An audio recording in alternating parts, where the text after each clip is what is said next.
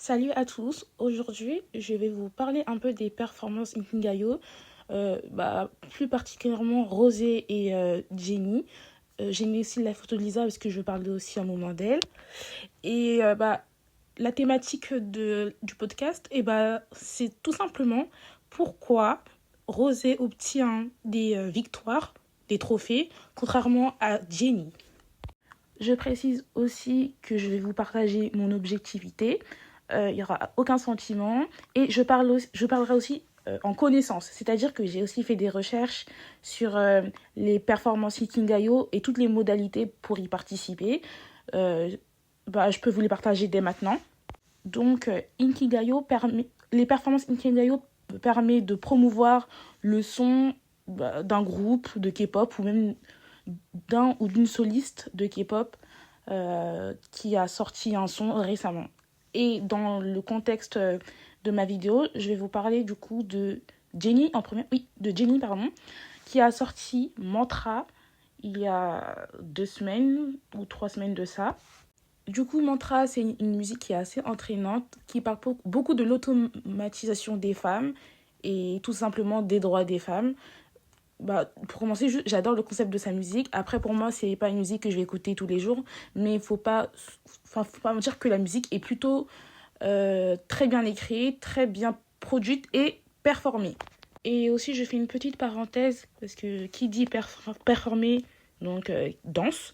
Et Jenny a beaucoup été critiquée pour sa danse parce que, soi-disant, elle se faisait mal tout le temps, au niveau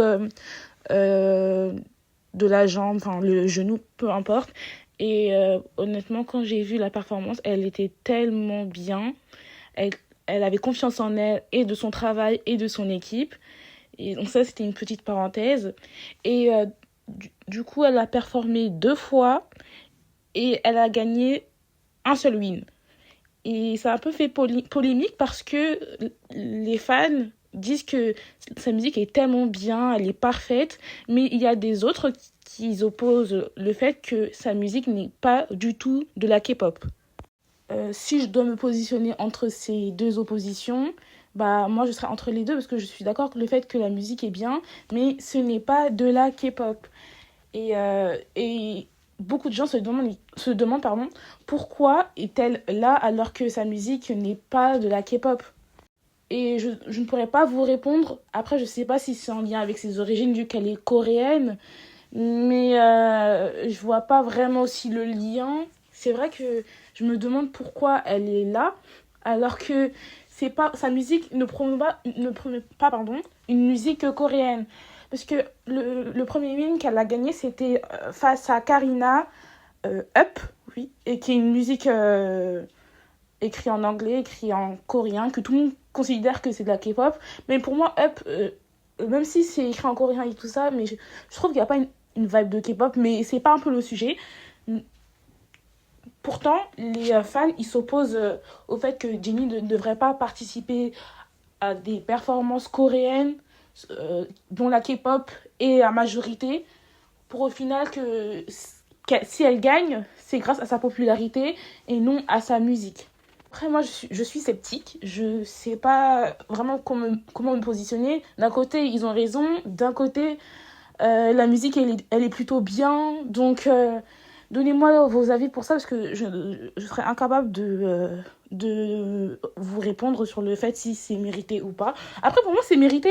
Mais c'est vrai que quand t'as Up de Karina en face et qui représente un peu plus le style de la K-pop, 10% environ, c'est vrai que les gens se demandent que Karina a perdu face à Jennie parce que Jennie est populaire, sachant que sa musique ne fait pas du tout K-pop.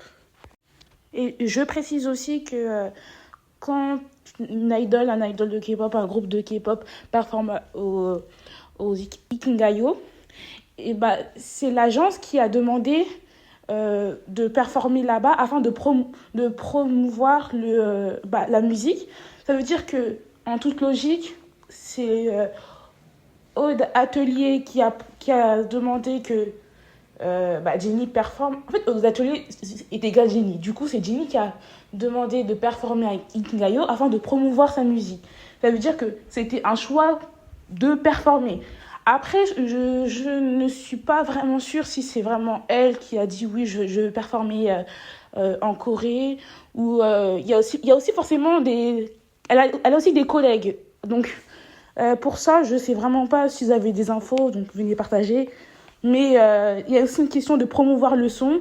Et pour promouvoir le son dans les performances Inkigayo, c'est les agences qui font cette demande auprès de l'émission Ikingayo and Countdown et tout le secteur des performances. Maintenant, je souhaiterais parler du solo de Lisa. À l'occurrence, Rockstar, elle a aussi sorti un solo en featuring, et un troisième solo d'ailleurs. Et aussi, les fans coréens se demandent pourquoi elle n'a pas participé aux performances coréennes. Et moi, je comprends tout à fait le choix de Lisa de ne pas participer à ces performances-là.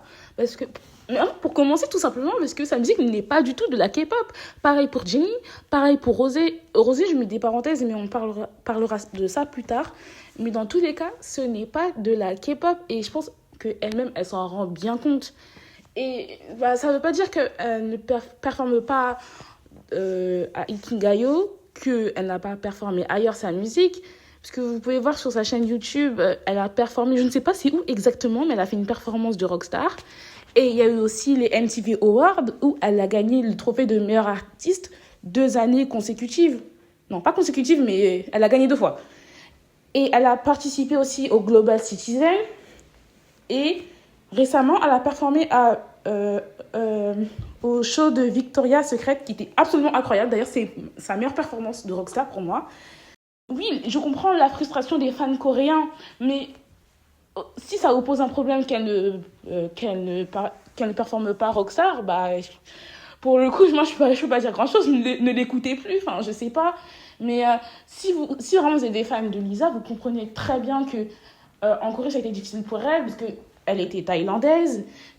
Du coup, pour les idoles étrangers, c'était compliqué de s'immiscer dans les normes coréennes. Bref, c'est un peu tout ce dogme, ce regroupement sur le fait que Lisa, si elle ne performe pas, aux performances Ikigayo, ça ne va pas vraiment être choquant, parce que après tout ce qu'elle a vécu, que ce soit dans Blackpink ou hors Blackpink, je comprends tout à fait son choix de ne pas performer là-bas.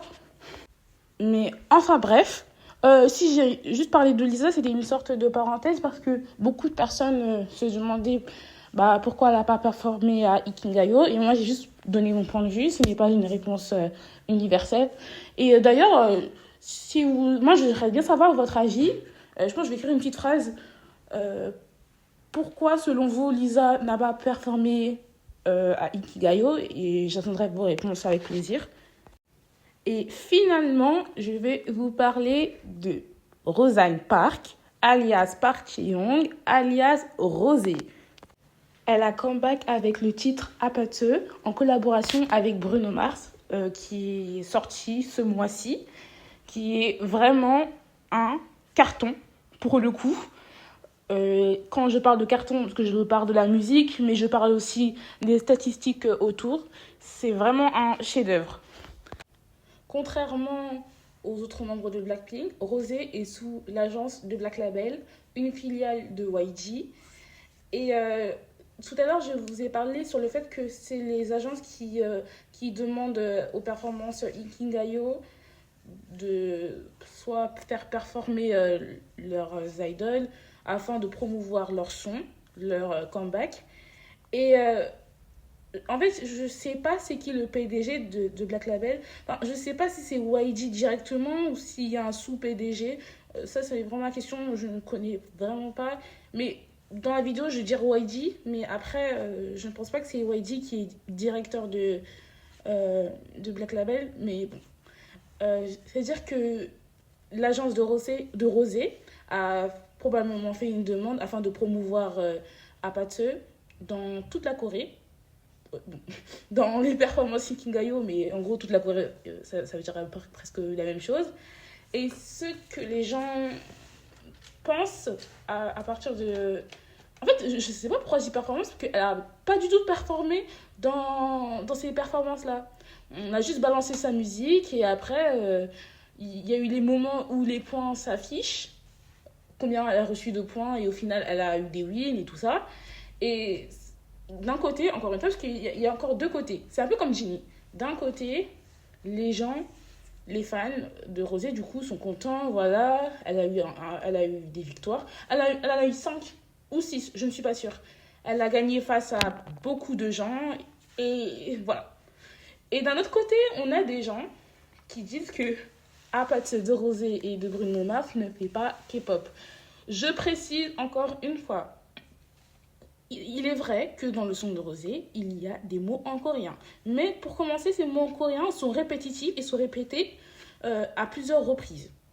Et c'est vrai que tout le monde fait la comparaison avec Blackpink, pardon, avec Jennie et Lisa, et que les trois membres, elles font que des musiques avec des refrains répétitifs. Excusez-moi pour le lapsus. Et du coup, à chaque fois, leurs refrains sont répétitifs, que ce soit dans Mantra de Jennie, que ce soit dans Rockstar de Lisa et dans Apateux de Rosé. Après, moi, les répétitions dans Apateux de Rosé, ça ne m'a pas vraiment dérangé, c'était plutôt comique pour moi. Et même si c'est un mot coréen qui est répété à plusieurs reprises, il y a il n'y a pas de vibe K-pop. Et je comprends cet argument-là et c'est vrai que je le partage. La musique ne fait pas K-pop. Elle fait plutôt. C'est plutôt une musique pop sortie entre 2010 et 2018. Mais après, ça fait pas de la K-pop. Une musique K-pop, ça ne veut pas forcément dire. Bon, oui, certes, il y a des mots coréens, mais ça ne se limite pas qu'à là. Parce qu'il y a aussi les instrumentales. D'origine coréenne et tout l'engouement de la musique coréenne. Et dans ce cas-là, Rosé, dans Apateux, on n'a pas ressenti cet engouement-là. C'est vrai qu'il y a des mots en coréen au début pour introduire la musique et Apateux répété plusieurs fois, mais ça ne veut pas dire que ça fait K-pop. Ça fait K-pop. Enfin, les gens, ils trouvent un prétexte pour dire que c'est de la K-pop parce qu'il y a le mot Apateux répété 30 000 fois dans la musique. C'est vrai en soi, il y a du coréen, mais en fait, si le coréen n'est pas exploité correctement dans la musique, ça ne fait pas de la K-pop. Et ça, c'est pas Wadji qui l'a dit ça, c'est JYP qui avait dit dans un interview que j'ai complètement oublié. Je sais plus c'est lequel parce que j'ai essayé de chercher, j'ai pas trouvé. Mais la K-pop, je suis désolée, je suis d'accord avec, pour une fois, je suis d'accord avec JYP. Si tu qualifies ta musique de K-pop parce que tu as mis seulement 3 mois en coréen, je suis désolée, ce n'est pas de la K-pop. Et je suis d'accord avec JYP sur ce fait-là. Pour moi, Rosé, Apateux, ce n'est pas pour moi de la K-pop. Même si sa musique elle est incroyable, mais pour moi, ce n'est pas de la K-pop. Et bah, du coup, ça fait que les gens sont aussi sceptiques. Quand je dis les gens, je parle des fans, mais bon. Euh, Bah, les gens sont aussi sceptiques parce que euh, non seulement elle gagne des victoires, elle participe pas. euh, Enfin, les gens ils comprennent pas pourquoi elle gagne aussi facilement. Déjà, il faut être honnête à 100%. Si elle gagne, c'est par rapport aussi au nombre de streams qu'elle fait, le nombre de vues qui augmente dans sa musique vidéo. Mais je pense que il y a des fans qui commencent à dire que Rosé, elle utilise l'image de Ikingayo pour juste promouvoir son son et pour se casser. Genre, c'est un peu. Genre, c'est comme si elle voulait utiliser Ikingayo. Après, dans ce genre d'argument, moi, je sais pas. Moi, je sais pas, mais c'est vrai que Ikingayo, ça promo... Si on met une musique à promouvoir dans les performances Ikingayo, c'est vrai qu'il y aura plus d'ampleur. Mais après, ne pas performer dessus, bah, les gens voient que bah, y a un truc qui va pas. Après, moi, je sais pas, bon, les gens, ils aiment trop ouvrir leur bouche pour rien parce que quand vous voulez performer dans ce genre de musique, elle va juste sautiller. Enfin, vous voulez qu'elle fasse quoi? Parce qu'elle a fait une traîne avec les mains qui se superposent durant le refrain apateux. Et moi, ça me suffit largement, mais c'est vrai que c'est pas une musique à performer. C'est une musique plutôt pour bah, rigoler, s'ambiancer, s'enjailler, dans les boîtes, mais aussi dans la radio pardon. Mais dans ce cas-là, c'est vrai que c'est pas une musique à performer et je vois pas l'utilité que Rosé ne performe pas du tout. Et il y a aussi des fans qui se sont plaints parce que, euh, oui, certes, elle peut performer, elle ne peut pas performer, pardon, mais au moins tu es là pour, je sais pas, chanter en live. Quand on annonce qui a gagné, tu peux être au moins là pour chanter ta partie et tout. T'étais pas venu, tout ça, nanana. Ils se sont un peu emballés. Parce que je pense à ce moment-là, elle n'était pas en Corée. Elle était sûrement. Elle était, je sais, elle était à Los Angeles. Je sais pas pourquoi d'ailleurs. Je sais vraiment pas pourquoi elle était à Los Angeles, mais peut-être en lien avec son album qui va sortir le 6 décembre, Rosie. Mais bon, c'est vrai que je suis mitigée dans ces deux parties-là. Dans un cas où elle gagne des wins sans être là, et dans un autre cas, bah, c'est comme si elle profitait un peu de la Corée, comme ça les gens se disent, ah, vous avez oublié, vous voyez, pardon, Rosé nous a pas oublié, elle sait très bien que la Corée c'est son point de départ, alors que Lisa nous a oublié, elle s'en fiche de la Corée, enfin, je suis un peu extrême dans mes mots, mais c'est un peu l'image que je vais donner à ma réflexion. Et bah, après, j'ai plus grand chose à dire sur Rosé, à part dire que sa musique est un bop pour moi. Et j'espère que Jisoo elle va sortir aussi un son. Je sais que il y a des rumeurs qu'elle a collaboré avec une agence américaine, voilà, une maison de musique, je sais pas comment on appelle ça, une maison de disques, je sais pas.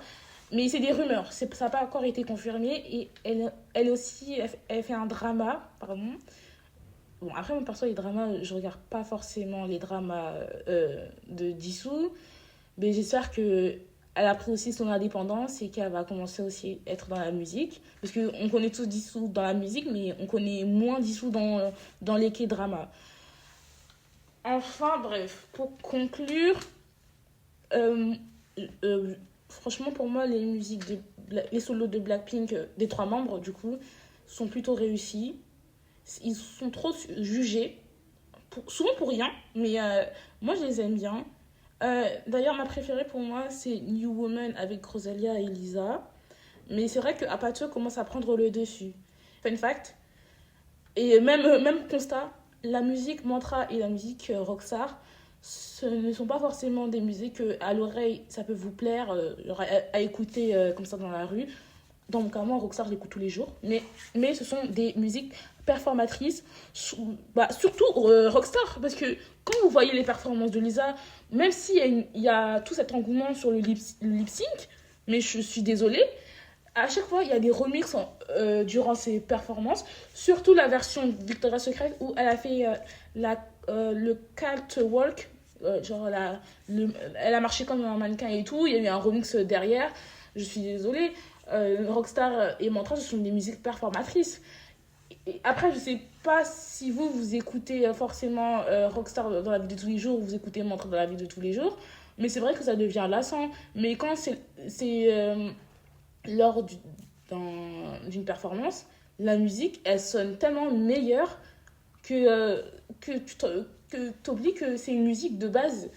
Tu devais l'écouter comme ça dans la vie de tous les jours. Après, je dis pas qu'on peut pas écouter forcément dans la vie de tous les jours, mais c'est plus des musiques performatrices qui sont mieux sur scène que dans des AirPods, des écouteurs ou quoi que ce soit. Donc, ça, c'était aussi une petite aparté. Et je vois franchement que j'ai beaucoup parlé parce que la vidéo elle va durer longtemps.